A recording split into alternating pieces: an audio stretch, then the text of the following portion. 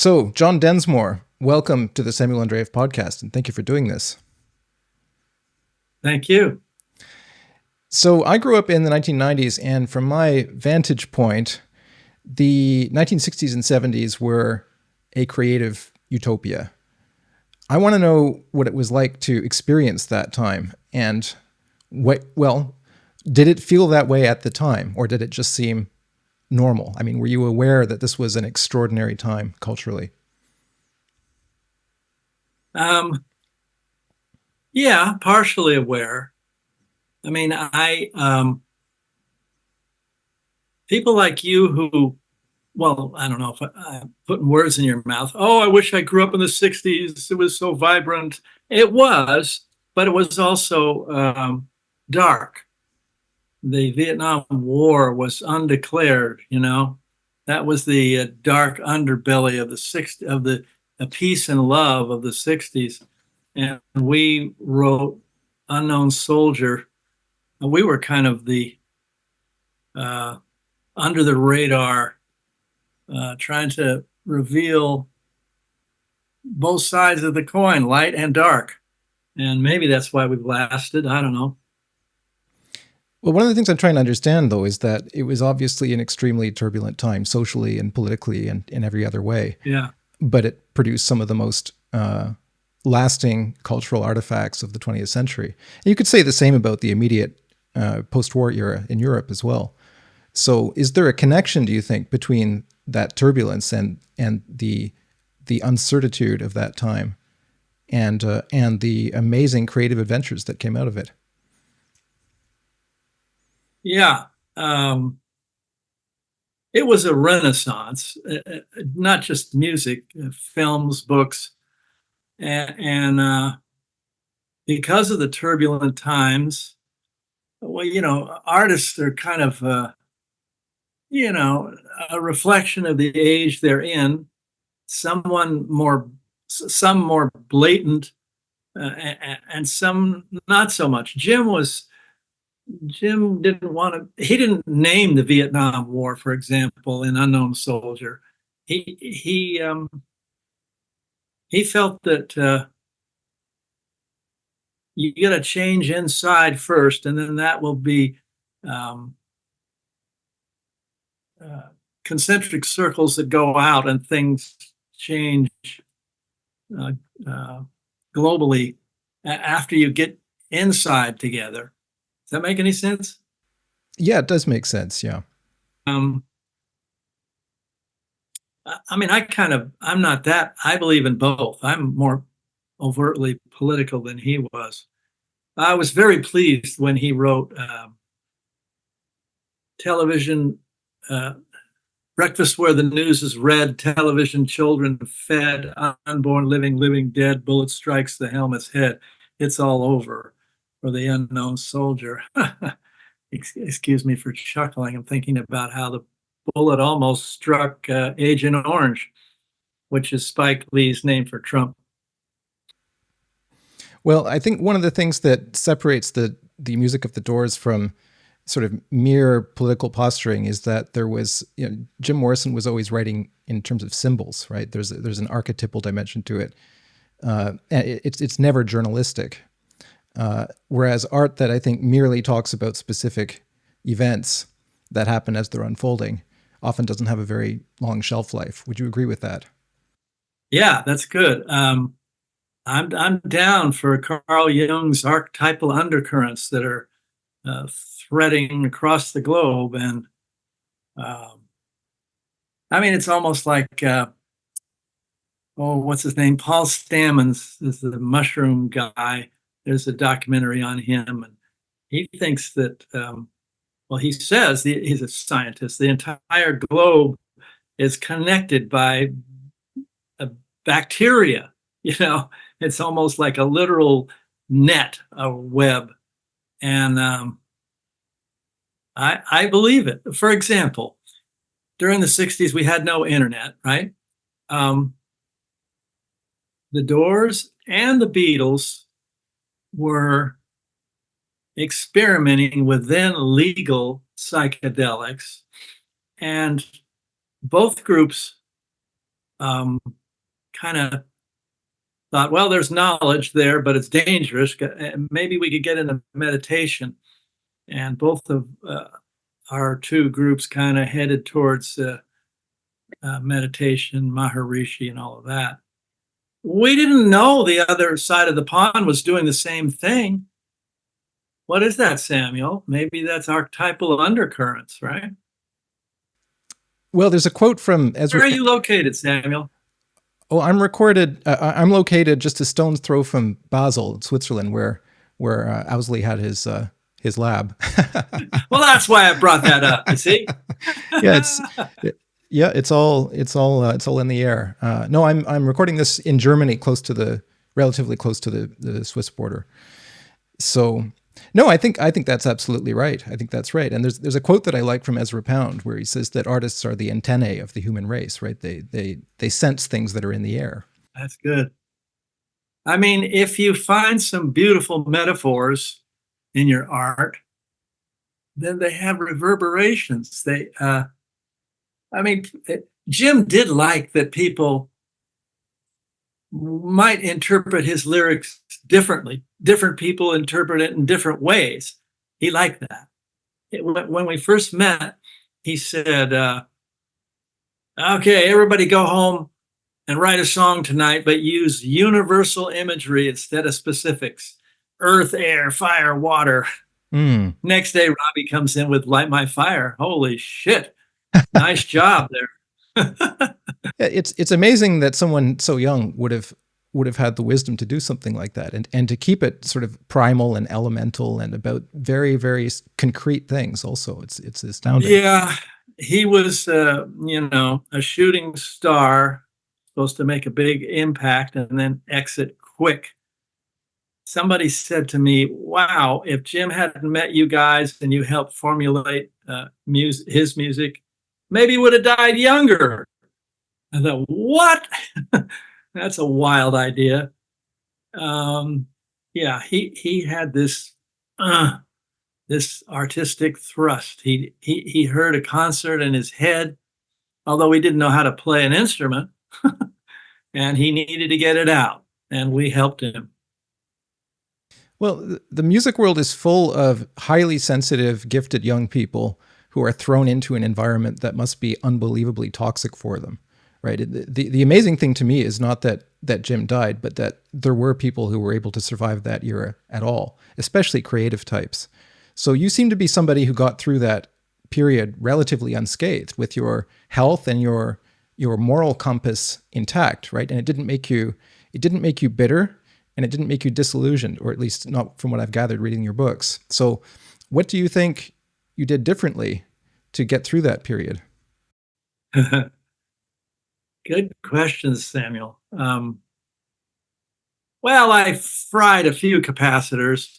I say that the bright spotlight on the lead singer is dangerous, and I was on the fringes, so I only got singed a little. Jim was a teacher, not overtly, just an example of going too far with everything. So I thought, I got to be careful here. I certainly want to dabble in things, but he's an example of,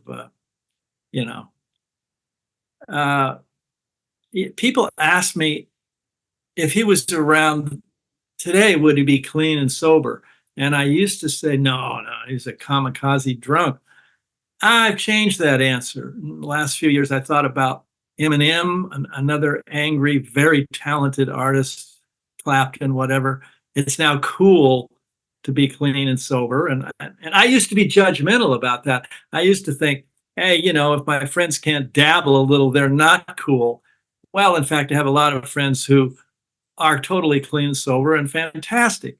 So, Jim would have got on that train, I think. John, do you think that has something to do with social media? The fact that everything that young people do today is broadcast to the entire world, and you can't go off and be stupid and make mistakes for 5 years the way you could do in the 60s. It's like everything is going to be seen by everybody. So do you think that makes people a little bit more cautious than they might have been? Possibly. I mean, the good things is you can't have a secret little war, but yeah, I mean, on a personal level, I used to try and kind of keep my contact info at bay, because I'm a public person. It's gone. Privacy is gone. Hmm. Uh, a famous actress friend of mine said, "Oh yeah, I get letters from prisons to my house. That's kind of scary." This is today. Um, Although Eddie Vedder, wonderful singer of Pearl Jam, sometimes takes a few months off from all media, won't answer emails. Goodbye. Might be a smart little. Maybe that's sort of like a technological fasting Yeah. cleansing. I've heard people talk about that. Yeah, well, it can really erode your nerves. That's for sure. If you let it get out of hand. Well, yeah. Um, Let me follow that. Um, I've seen in the LA Times, multitasking is the new frontier. It's really great. On an artist trying to create something, I don't care what it is, a book, a movie, whatever. To really, you need such focus. It's a singular task, and you have to cut out all media, especially in writing. I've written now 3 books. I mean, if the phone rings, it fucks me up. Because it's so linear, mhm. and I think that's the key to creativity is shutting out the world and for whatever. Like when I working on a book, I I sit and face the blank screen for a few hours every day, and then I think about it all day because I'm in there in that world, and I do that for a few months, and then I take some time off because but it's isolation kind of thing. Unless you're a band, that's different. Well, but see, the Doors. Um,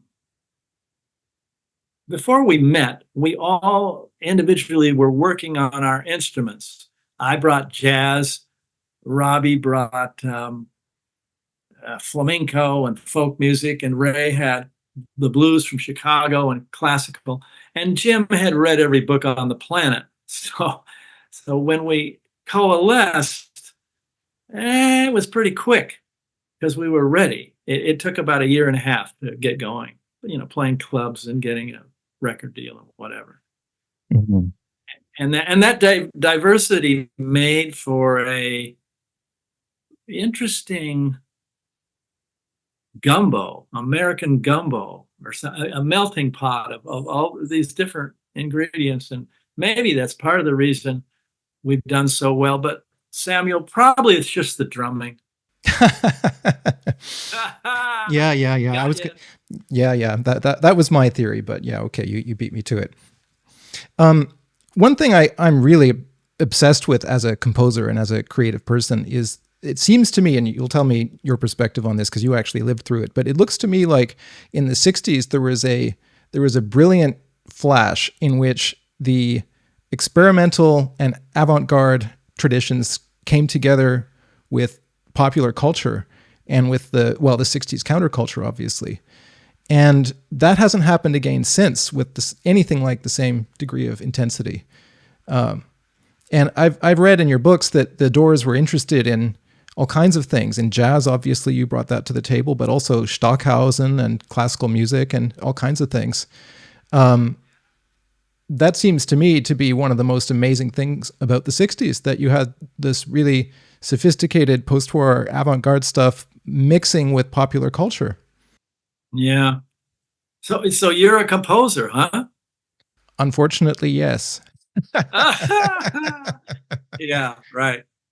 No, I remember, I don't know. I went on stage and looked at Karl-Heinz Stockhausen's charts, which were crazy. I mean, like, there's normal musical notation, treble clef, bass clef, whatever. And he had pasted things where it went up and over. It was like looking at trigonometry or something, which I found really interesting. But I have this line about how music basically is math. And, if you look at musical notation, it's a lot of numbers and counting, and especially in classical. I used to play timpani in the orchestra, and you're counting bars before you come in. But what turns the numbers into music is the feeling you put in between the numbers. There it is, right there. That silence between all the sounds, which is minuscule, but there's where the gold is, And I've become friends with Gustavo Dudamel. He's the conductor of the LA Phil, and he's leaving, damn it, going to New York. But I'd see him conduct 40 minutes of Beethoven or whatever the hell. And and he'd finish, and he'd hold his hands here for a friggin' minute or so. I don't know what. And so we knew, oh shit, don't applaud yet. Woo. And then he knew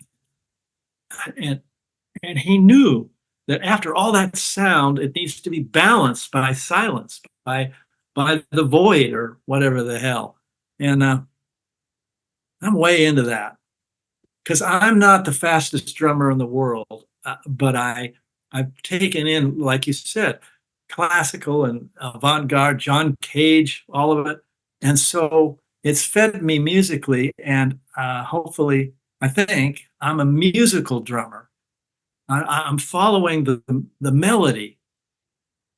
If I'm insecure about, drummers count off bands. If I'm insecure about, you hit your drumsticks and 1, 2. Well, if I'm insecure about the tempo of the song, I'll ask Robbie or whoever I'm playing with, what's the melody? What's the melody? And when I hear that melody, I know what the tempo should be. It's just intuitive, but it's having so much music, different kinds of music in my upbringing, that I know what to do. What was your question? Well, my question was about the coming together of experimental art and popular things, which normally are two worlds that are very separate. So, but what I want to know also is, like, was there a point where the Doors would get nervous that you were going too far, that this was getting too experimental, stuff like Horse Latitudes, or was that too, were there people who were saying, saying this is getting too out there, this is too far from, no. I don't know. We just, that's what I miss so much about Ray. He understood, like I do, jazz is largely improv, and you go out on the edge, and maybe you go over the edge like Coltrane did, but you got to know when to come back. Otherwise, you lose the audience completely because it's just too abstract.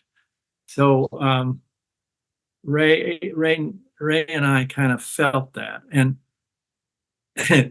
it's funny, when we recorded Horse Latitudes,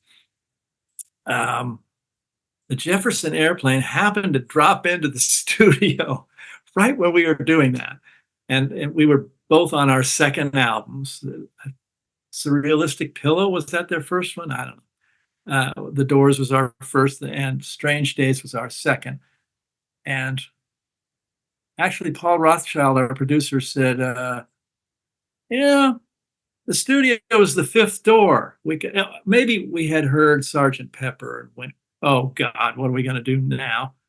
And so we wanted to be really experimental. So Jim's out in the studio. We recorded this music concrete track of wild shit. And Jim's out there. When the still sea conspires in armor, and her sullen and aborted currents breed tiny monsters, true sailing is dead. And the airplane were like, what the fuck are they doing? Where's the chorus? What was a funny moment. Yeah, I yeah. mean, that obviously was not our entire album. It's just one cut, but that's what they heard, and they thought we had left the planet, gone to Mars. So Yeah, it's fun to. it's not exactly a toe tapper, that piece. I love it though. What was Jim's attitude towards that kind of thing? Was Jim Morrison interested in experimental music or in 20th century composition or anything like that, or was he really just a blues guy, a rock guy? He didn't really know. He wasn't a rock guy. He was a transcendentalist. He was a literary searcher, and he kind of left it to us, the three of us. He trusted that we'd create a sonic bed for him to lie on top of, and I could tell when we're playing. I don't know, when the music's over, he would just, we'd get him high sonically, and he'd just soar. So, but he didn't have any specifics about what kind of music or whatever. Mm-hmm. I mean, in the early days, we idolized the Stones and whatever, but as I said, we brought all kinds of different ingredients musically, the three of us.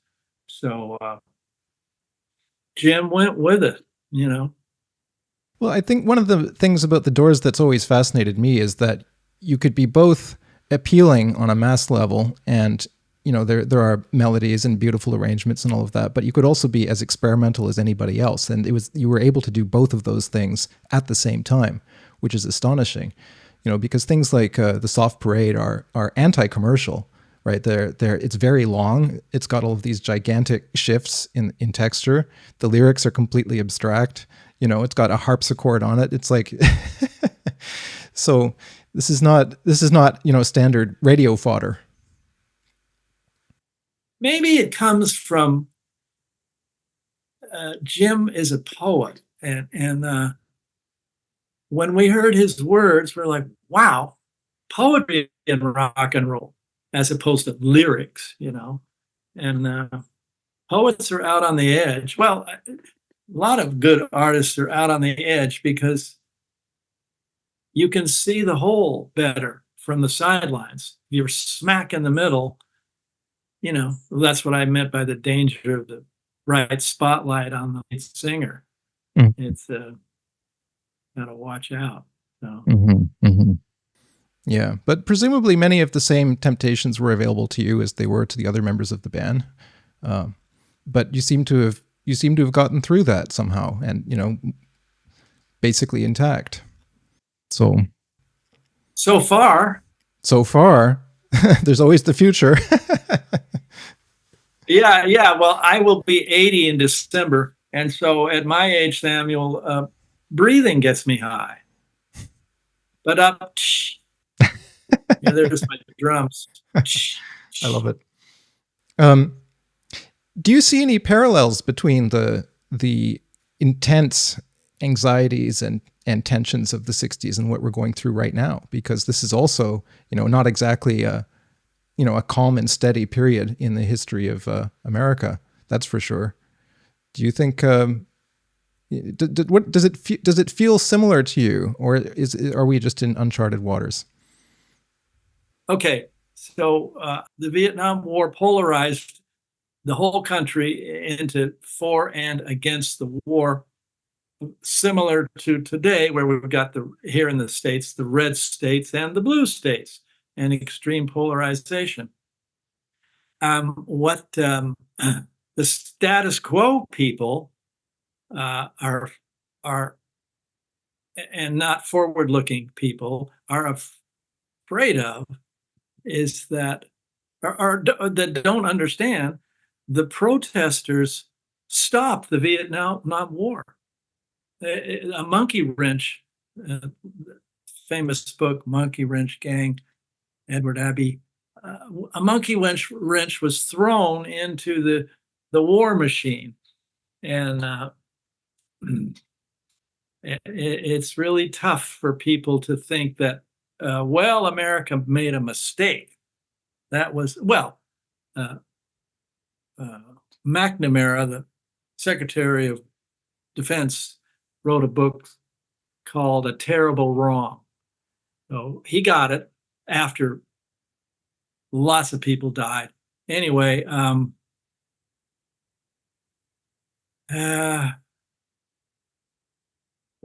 we got to go forward, not backward. Yeah, uh, I don't want to get on a soapbox too much here, but No, but I understand the point. I think you're saying that you can't be fatalistic about these things. It's actually possible to change these situations, and that's important to remember, because I think a lot of young people feel like they're just victims of circumstances and there's nothing they can do. oh, that's good.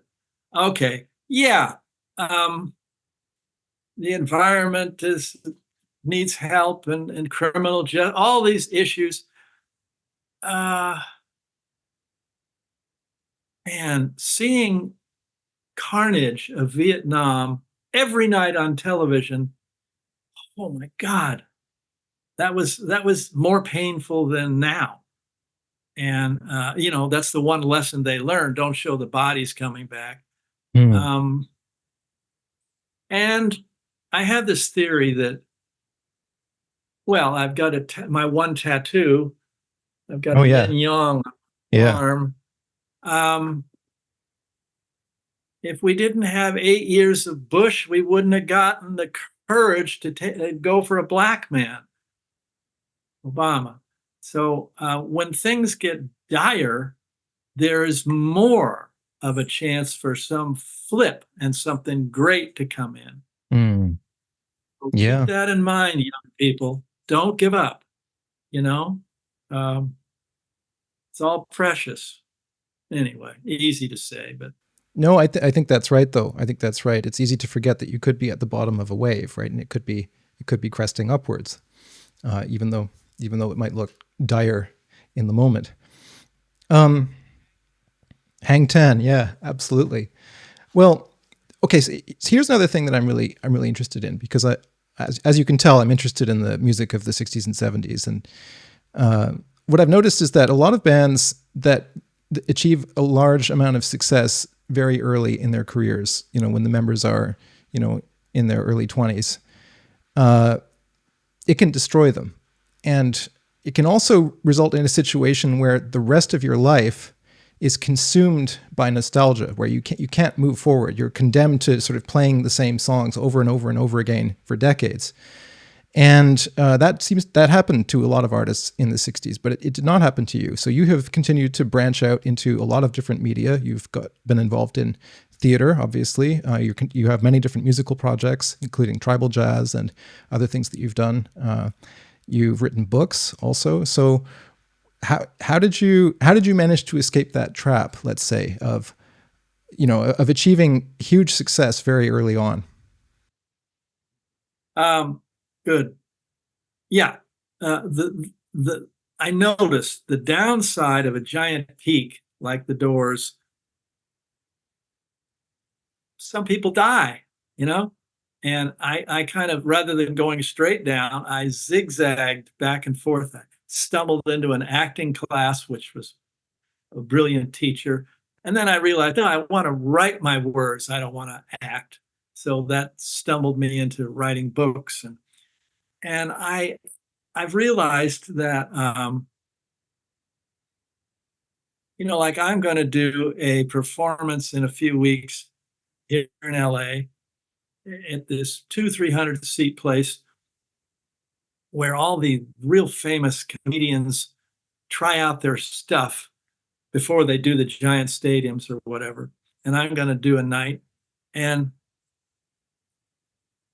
it, if I'm kind of nervous and excited about what I'm up to, then I'm on the right track. It's the process. It's not I could be as or more excited by this thing in a few weeks than Madison Square Garden. Mass adulation's great. It's funny, Jim. We had our first giant concert and sort of semi riot or whatever the hell.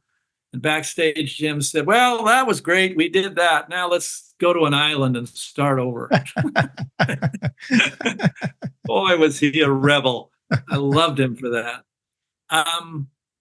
The muse is elusive, the goddess of creativity, and you gotta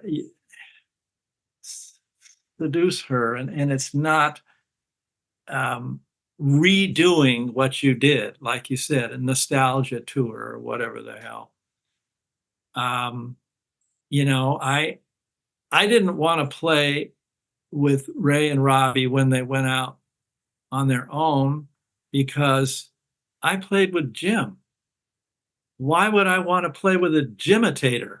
You know, we did it. So next, I want something. I want to be fed by new energy.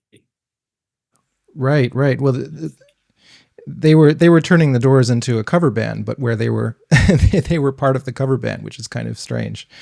But that happens, you know. It happened with the Beach Boys too. It happened with lots of bands that became sort of trapped into just perpetuating the thing that had made them famous. And but I think you've raised an incredibly interesting point, which is that the process is more important than the results of the process, right? And that's something that, you know, a 16-year-old reading about the Doors who wants to be a musician is going to think, I'd better set my sights on Madison Square Gardens or the Hollywood Bowl or whatever. But that's not the point, right? That can be a result for some people sometimes, but the process is the thing you want to focus on. Yeah. Work on whatever you're into, and then organically that might happen. I mean, it's I want to be rich. I want to be rich. Well, the best example of that not being the way to go is Trump. There's a rich guy. I wouldn't want to be him. Doesn't seem very happy to me. That's judgmental, but what the fuck? You can say what you want on this show. Well, no, I think that's brilliantly laid out in your book, The Doors Unhinged, because what you describe there is a confrontation between 60s ideals, really, and then this kind of cynicism that creeps into it.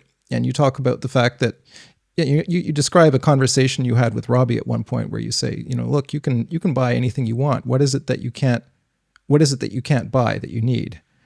And you're discussing these $15 million commercial deals that he wanted to pursue. And so I think, if you're not focusing on the process, then it can lead you in all kinds of directions that won't necessarily make you happy and fulfilled. Let's put it that way. Yeah, I got this line about how money is it's not evil, it's an energy. How you use it's the key. And what is it? What did I say? It's like fertilizer. When hoarded, it stinks. When spread around, things grow. And the corporate beavers are damming up the flow because currency comes from the word current. It's supposed to flow. And so, got to watch out. Don't follow leaders, watch your parking meters. Yeah, right. Sorry, that was a free association. Well, we were talking about the different creative avenues that opened up for you as the 70s and 80s wore on. I'm interested also in the period after Jim died, because you've described the fact that it was difficult for the band as a trio to find that kind of musical cohesion, or at least there were each member was kind of going in a different direction stylistically, and it was hard to hold that together. Do you think that those musical? Please jump in. let me interject. No, the reason we stayed together after Jim died was because of the musical synchronicity we had developed. We really intuitively knew how to be a great trio.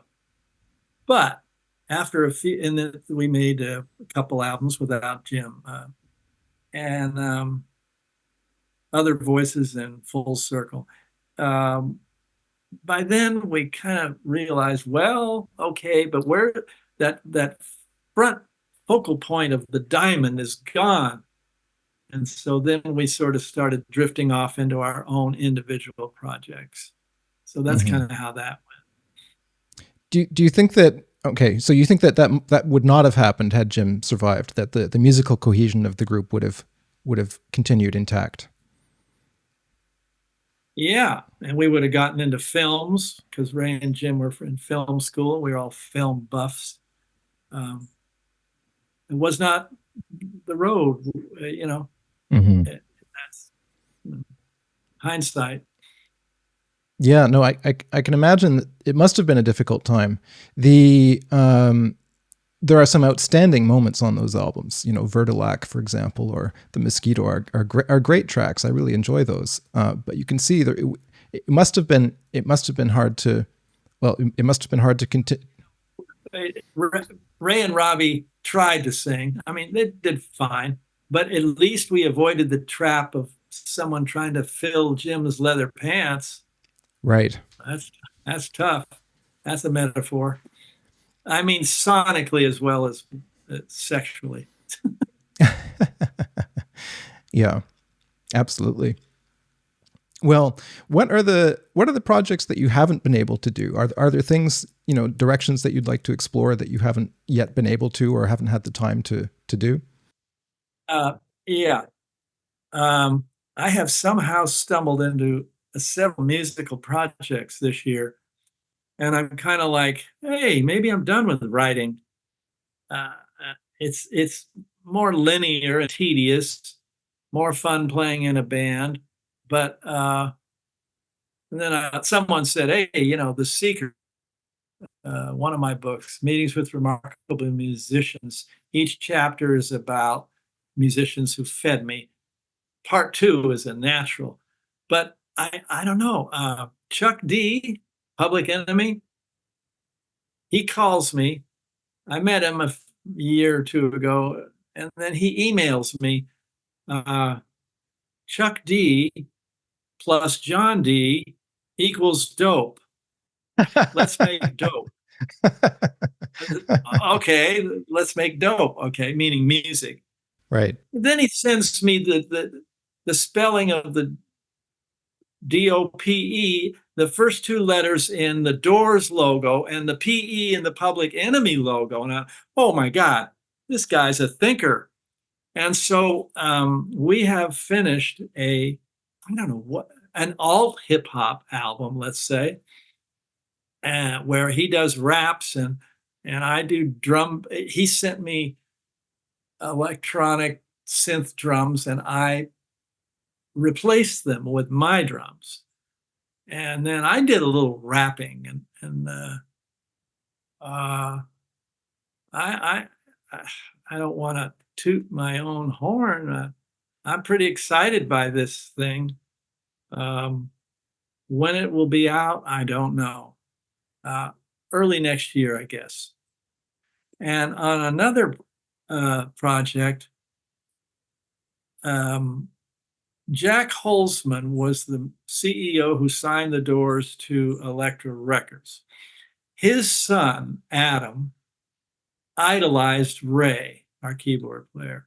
I remember him being in the studio like a 12-year-old. Adam became so proficient on keyboards, Miles Davis hired him. Oh my God. And so he came over to my house a year ago, and I have a baby grand in the living room, and I set up my drums, and we went crazy for 2 hours of improv and just had a blast and said, someday we should make a record. Well, we did. Last fall, he had couple days studio time in Connecticut, and I was visiting my sister in Boston, and we did a whole jazz album in 2 days, which really wore out my forearms and hands. 2 9-hour days. He plays all the time. I don't play that much, but it was totally worth it. And I said, Adam, an instrumental jazz out, anything, whatever project you're doing is difficult to sell. We should instrumentally record a Doors song or two and a Miles Davis song or two, which we did.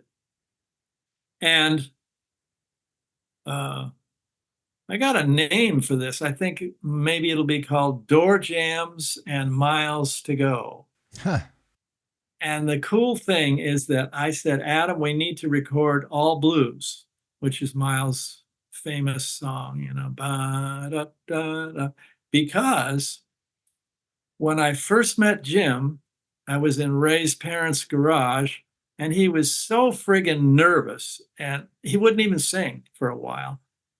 And I said to Ray, hey, you know All Blues by Miles? And he said, yeah. So that was the first song I played with Ray. And now I have recorded that song again with the son of the guy who signed us, who idolized Ray. So, I mean, I'm going to, if we do an LP, I'm writing those liner notes up. It is a full circle. Yeah. Yeah, there's a full circle for you. That's amazing. So those are my two exciting musical projects that next year, probably. Yeah, apropos the Chuck D collaboration, it seems to me that the most exciting things happening in popular music right now are in hip hop. I mean, it's an amazingly exciting genre, I think. So yeah, well, I'll looking forward to hearing that. Well, I was waiting for Chuck to give me some rap on this beat and music that I sent him. He took so long. I wrote some stuff.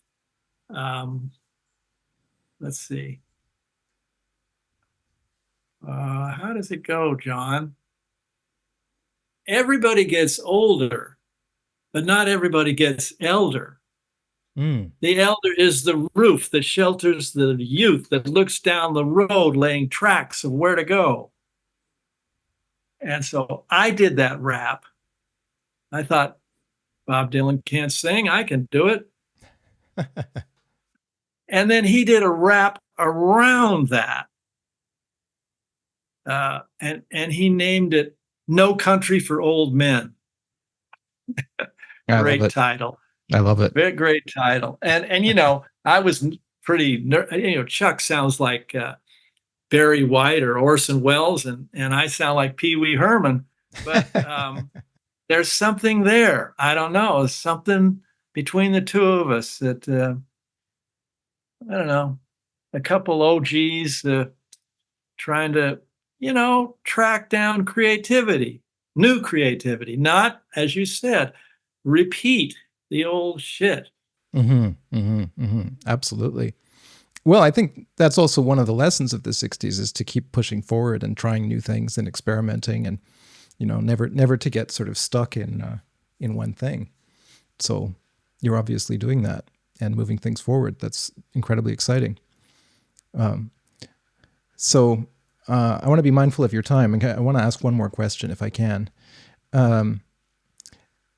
I've heard at various points that you were working on a book about the draft dodgers. What's the status about draft dodgers? Is that true? What's the status of that project? Yeah, it's now a script I've been messing with for a long, long time. Yeah. You had three choices during that time. Go to Vietnam, go to Canada, or go to jail. That's it. It was really intense. Yeah. And I wrote about that. And I don't know. Um, it's out there in Hollywood as a script. Um, I think it's a story that hasn't been told, you know. Yeah. Well, that's definitely true. I'm from Canada, actually, and I've met quite a few people who were draft dodgers, who ended up in Toronto and Vancouver and places like that. So, mhm. Can I hear some of your compositions? Can you send me a link to any? Yeah, of course. I can send them. I can send them on to David if you want, and that way, yeah, we can do it that way. That'd be great. John, I just want to say I'm a huge admirer of your artistry, and I'll just close with this. I think one of the things that distinguishes a truly great band from an average one is that you can tell within seconds who's playing. Every single member has a distinct musical personality, and that's obviously the case with the Doors. And you can tell within 2 seconds that it's you playing, and I think that's the sign of a great musician. And I'm hugely admirative of what you've managed to accomplish over the decades, and it's a tremendous honor to get a chance to talk to you. Well, thank you, Samuel, for raising the helium up into my skull. And now I'm going to throw some back at you. This was really a wonderful, stimulating interview. One of the best. Really happy to hear that. Well, John, I'll send some stuff over to David, and it's been very good talking to you. See you down the road. Take care.